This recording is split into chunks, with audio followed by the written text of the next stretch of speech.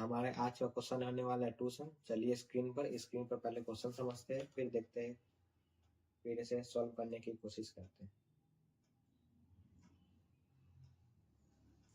हमारे इस क्वेश्चन में दिया हुआ है कि given an array of integer nums and N integer target, मतलब हमारा एक नम्स इंटीजर दिया हुआ है और एक टारगेट दिया हुआ है।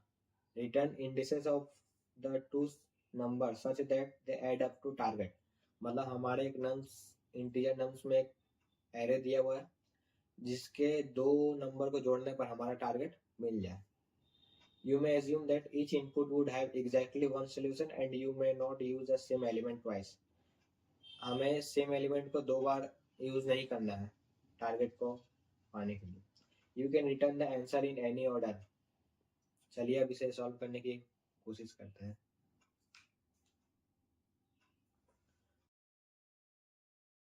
करके देखते हैं। और हमें क्वेश्चन में ये भी बोला है कि इंडिसेस के जो नंबर है उसे जोड़ने पर हमारा टारगेट इक्वल आना चाहिए। इंडिसेस जैसे मैंने दो नंबर लिए 0 आई और जे, तो इसके इंडिसेस को अगर सम करेंगे 0 और 1 मैंने लिया, इसके 0 इंडिसेस पे कितना नंबर 2 एंड 1 इंडिसेस पे कितना है 7। अगर मैंने इसे जोड़ा तो कितना आ गया ये 9, जो कि मेरा टारगेट है बिल्कुल इक्वल है। ये पहला मेरा मिल गया। अब हम दूसरा देखेंगे, ठीक है। अब हम दूसरा देखते हैं।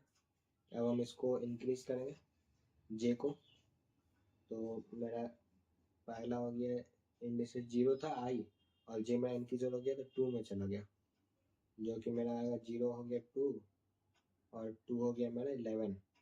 दोनों को प्लस करेंगे तो मेरा आ जाएगा 13, जो कि मेरा टारगेट के बराबर नहीं है, ये नहीं होगा। अब हम जे को और इंक्रीज करेंगे। जे को इंक्रीज करने के बाद हमारा होगा 0 3 2 और 3 में मेरा आ गया 15 17, जो कि मेरा टारगेट के बराबर नहीं है। तो मेरा आउटपुट में क्या है, आउटपुट में मेरा आया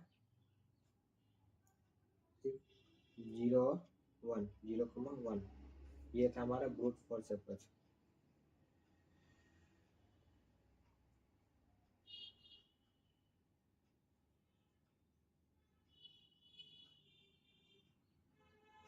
ब्रूट फोर्स अप्रोच। अब हम इसका कोड लिखने का कोशिश करते हैं।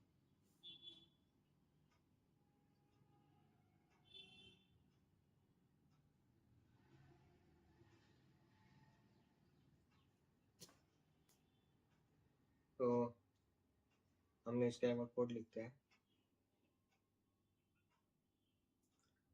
4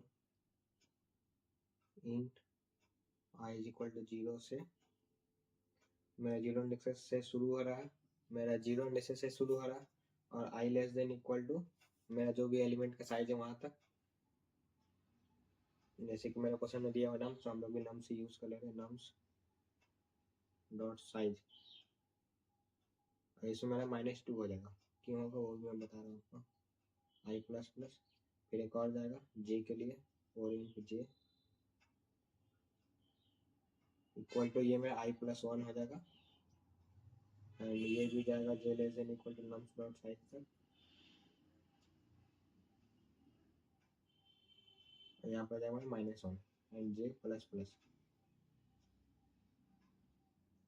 उसके बाद फिर हम लोग क्या देखेंगे कि अगर मेरा जो इफ दो एलिमेंट का जो इंडेक्सेस है मेरा, उसको सम करने पर मेरा जो टारगेट है वो इक्वल हो रहा है कि नहीं। हम लोग देखेंगे if nums of i plus nums of J equal to अगर मेरे टारगेट के बराबर हो रहा है तो हम लोग क्या करेंगे, रिटर्न कर देंगे i को और j को।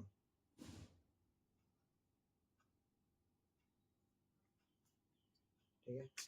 अब हम लोग टाइम कॉम्प्लेक्सिटी का बात कर लेते हैं। तो टाइम कॉम्प्लेक्सिटी मेरा आ जाएगा इस पर टाइम कॉम्प्लेक्सिटी मतलब होता है कि हमारा कोड कितने टाइम तक चल रहा है। अब हम लोगों ने यहाँ पर 2 बार लूप यूज किया, एक बार आई के लिए एक बार जे के लिए, तो हमारा time complexity big of N square हो जाएगा, क्योंकि हमारा एक लूप के लिए एन टाइम्स, अगर मेरा एक लूप एन टाइम्स के लिए चल रहा है, अगर मेरा for I loop N times के लिए चल रहा है एंड जे लूप भी मेरा एन टाइम्स के लिए चल रहा है, तो ये मेरा कितना हो जाएगा, big of N cross N, जिससे हम लोग बिग ऑफ एन स्क्वायर भी लिख सकते हैं। ये मेरा हो गया time complexity big of N square brute force approach का। चलिए अब हम लोग इसे कोड करते हैं लैपटॉप पर।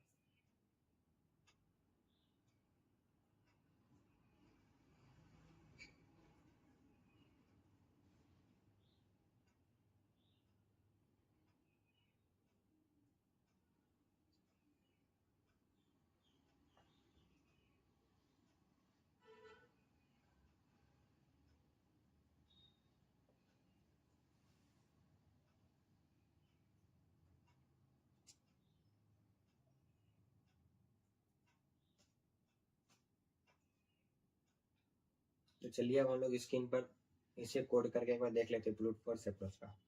हम लोगों ने लिखा था for int i equal to 0 से i less than equal to nums dot size of -2 and i plus plus किए थे।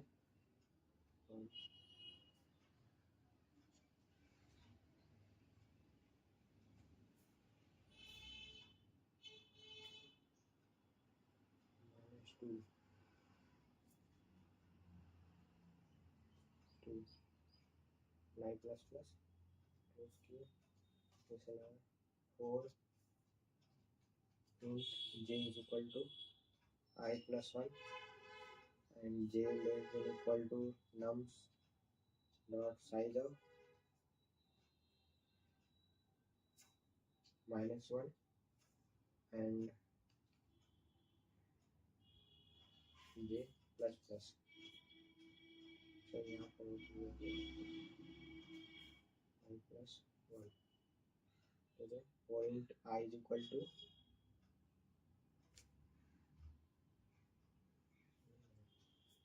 4 int I is equal to 0, I less than equal to nums dot size of -2 I plus plus, फिर int j is equal to I plus 1, j less than is equal to nums dot size of -1 j plus plus, and फिर जाएगा मेरा if अगर मेरा nums of I plus nums of j अगर वो मेरा equal to target के बराबर हो जाता है, टारगेट के बराबर हो जाता है, तो हम क्या करेंगे, रिटर्न कर देंगे किसे, आई और जे को, आई को जे। हम लोग इसे एक बार रन करके देख लेते हैं।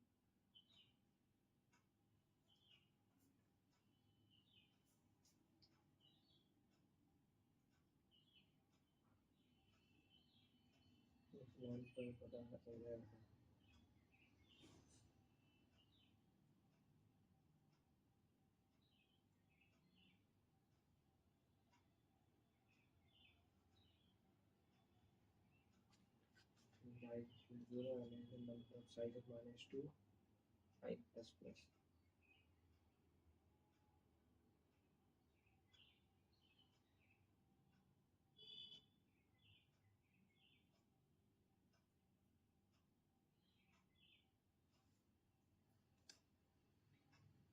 मैंने इसमें लिखा है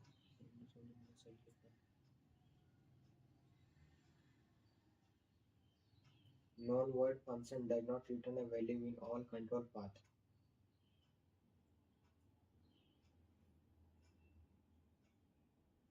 अब आगे जाने वाले हैं ऑप्टिमाइज अप्रोच पर।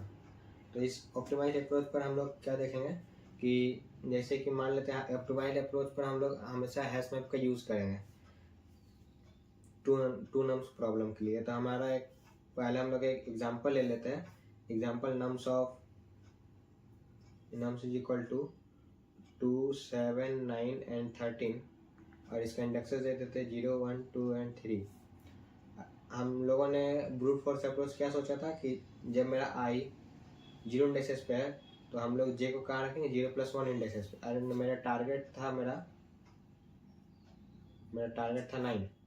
तो अगर हम ब्रूट फोर्स अप्रोच के हिसाब से देखें तो हम लोगों ने पहले एक आई पर रखेंगे, उसके बाद जो एलिमेंट हो वो सारे एलिमेंट को चेक करते जाएंगे एक एक बार करके। 0,1 मेरा आउटपुट आया था, जिसका 0 मेरा टॉप पर था और 1 मेरा 7 पर था। मेरा 9 जो मेरा टारगेट के बराबर हो गया था 9। अब हम लोग देखते हैं कि हैश मैप होता क्या है। हैश मैप में हम लोग की और वैल्यू को स्टोर करते हैं। जैसे की और वैल्यू, मान लीजिए की और वैल्यू को हम लोग क्या करते हैं, स्टोर करते हैं। की हमारा हो गया नंबर ऑफ एरे का एलिमेंट, एंड वैल्यू मेरा हो गया इंडेक्सेस। अब मैं एक रियल लाइफ एग्जांपल आपको बताने वाला हूँ। जैसे कि आप मान लीजिए कि आप कोई किसी डायरी पे आप कुछ लिख रहे हैं।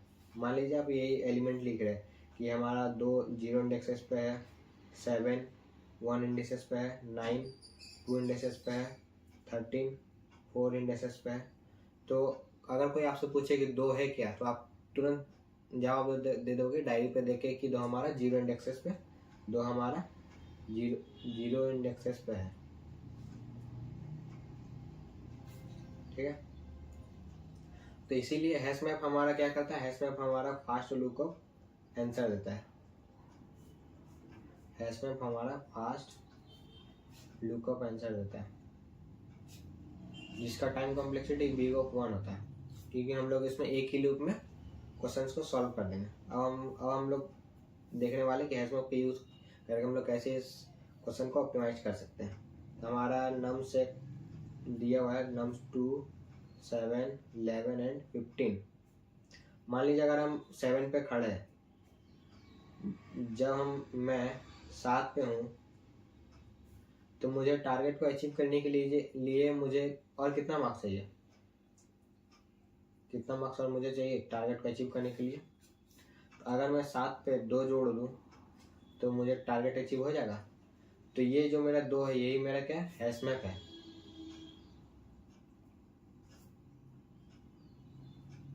यही मेरा क्या हैश मैप है। अब मान लीजिए एक एग्जांपल ले लेता हूँ मैं। Nums of 2 7 11 15, 0 indexes 1 2 3। अब मैं 2 को आई पे रखा हूँ, 0 इंडेक्सेस को मैं आई पे रखा हूँ। अब मेरा टारगेट कितना है, 9।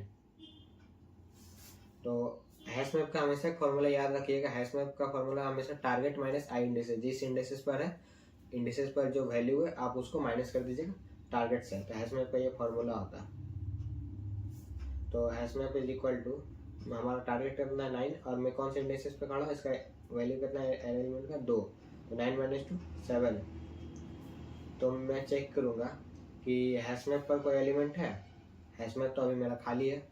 तो जो मैं अभी आई पर जहाँ पर मैं खड़ा था, मैं उस एलिमेंट को विथ इंडिसेस उसे हैश मैप पर स्टोर कर दूंगा। तो मैंने 2 को 0 इंडिसेस के साथ स्टोर कर दिया। अब मैं आई को +1 से इंक्रीज करूँगा। तो आई को +1 से इंक्रीज किया, तो अब फिर से मैं फार्मूला पर बैठाऊंगा जो मैंने हैश मैप का था। तो मेरा टारगेट कितना है 9, और मैं अभी 7 पे हूँ। तो मेरा कितना है 2 आया 2। अब मैं इसे हैश मैप पे चेक करूँगा कि 2 मेरा है या नहीं हैश मैप पे। 2 मैंने जैसे चेक किया मैप पे, तो 2 मेरा ऑलरेडी हैश मैप पर है। अगर मेरे 2 ऑलरेडी अगर मुझे मिल जा रहा है, तो मैं डायरेक्ट आंसर रिटर्न कर दूंगा। तो मैं डायरेक्ट आंसर रिटर्न कर दूंगा hash map element, hash map में जो एलिमेंट है प्लस जिस पर मैं अभी आई इंडेक्सेस जिस पर मैं अभी हूँ, वो दोनों का मैं इंडेक्सेस को रिटर्न करूँगा, ना कि एलिमेंट के एरे को। तो जो मेरा हैश मैप पर था उसका इंडेक्सेस हमेशा 0 है, और जो मेरा जहाँ पर मैं आई पर था उसका एलिमेंट का इंडेक्सेस 1 है। तो 0,1 ये मेरा आ गया। हम लोग हमेशा इंडेक्सेस को रिटर्न करेंगे। एक और इम्पॉर्टेंट रूल आता है, पहले चेक करो फिर स्टोर करो। पहले हम लोग हैश मैप पे चेक करेंगे, अगर एलिमेंट रहा तो हम लोग डायरेक्ट आंसर रिटर्न कर देंगे, अगर नहीं रहा तो हम लोग उससे स्टोर करेंगे। अब हम लोग C++ कैसे कोड लिख कर देखते हैं। हम लोग हमेशा हैश मैप में अनऑर्डर्ड मैप का यूज़ करेंगे। अनऑर्डर्ड मैप का हम लोग हमेशा यूज करेंगे। Unordered map int comma int map and for loop लगाएंगे for int I is equal to 0 I less than equal to nums dot size of I plus plus. ठीक है, हम लोग इसमें सिर्फ एक ही लूप लगाएंगे, इसलिए हम लोग का टाइम कॉम्प्लेक्सिटी भी रिड्यूस हो जाएगा इससे। एंड मुझे जो एलिमेंट चाहिए था, मैं एक नीड नाम का वेरिएबल बना ले रहा हूँ। Int need is equal to, मेरा फॉर्मूला क्या था, टारगेट माइनस नम्स ऑफ जो मुझे एलिमेंट चाहिए था। जैसे मान लीजिए कि मेरा टारगेट 9 है, मेरे पास 2 है, अगर मैं 9 को 2 से माइनस करूंगा तो मेरा नीड एलिमेंट मुझे कितना चाहिए, 7 चाहिए। तो इसीलिए मैंने ये फॉर्मूला बनाया कि int need is equal to target minus nums of i. उसके बाद मैं एक इफ कंडीशन लगाऊंगा, इफ अगर मैपिंग जो है, अगर मुझे फाइंड मिल जा रहा है नीड जो मुझे चाहिए एलिमेंट, अगर नहीं मिल रहा है तो मैप के मैं एंड तक जाऊंगा, जितना भी एलिमेंट मैं सबको सर्च करूंगा। उसके बाद अगर मिल जाता है तो मैं इसे रिटर्न कर दूंगा, return map of need comma, और जो मेरा आई है उस एलिमेंट को भी मैं रिटर्न कर दूंगा। लास्ट में मैं रिटर्न कर दूंगा map of nums of i is equal to I.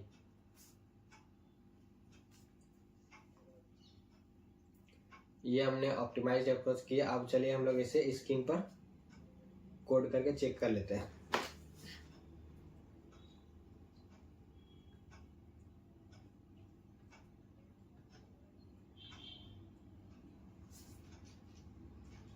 Vector of int, ये तो हमारा दिया हुआ है। अनऑर्डर्ड से स्टार्ट करेंगे। Unordered of map int comma int and map, फिर उसके बाद फोर लूप लगाएंगे। जैसे कि आपने अभी देखा, मैंने सिर्फ एक ही लूप लगाया, तो इसीलिए एक लूप के लिए हमारा टाइम कॉम्प्लेक्सिटी हमेशा आ जाता है कितना, बिग ऑफ एन। एक लूप के लिए हम लोग का एन टाइम्स अगर मेरा लूप चल रहा है तो मेरा टाइम कॉम्प्लेक्सिटी कितना आ जाएगा, बिग ऑफ एन। अगर मेरा 2 टाइम्स लूप चलता है तो एन टाइम्स करके, अगर एक लूप चल रहा है तो 2 टाइम्स के लिए एन क्रॉस एन हो जाएगा। तो जो कि मेरा ब्रूट फोर्स अप्रोच में बिग ऑफ एन इसका टाइम कॉम्प्लेक्सिटी आ रहा था, और ऑप्टिमाइज्ड अप्रोच में हमारा big of n time complexity आ रहा है। और क्वेश्चन में भी बोला गया था कि बिग ऑफ एन स्क्वायर से नीचे हम लोगों का टाइम कॉम्प्लेक्सिटी यूज करके उस क्वेश्चन को सॉल्व करना। हम लोग बोले for int I is equal to 0 I less than nums dot size of I plus plus, int need is equal to target minus nums of I, and if mp dot find map dot find of need not is equal to map dot end, then return mp of need and I को भी return हम लोग कर देंगे। फिर इसके बाद last में हम लोग क्या करेंगे, जो मेरा मैप है उसका नाम of y is equal to, अगर हम लोग आई कर देगा। हम लोग इस कोड को रन करके चेक करते हैं।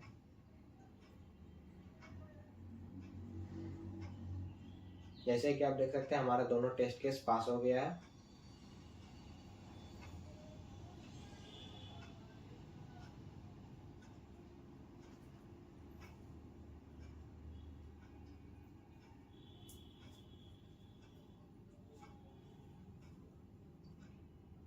अगर तुमने भी आज ये क्वेश्चन सॉल्व कर लिया है तो कमेंट पे day 1 डन जरूर लिखना।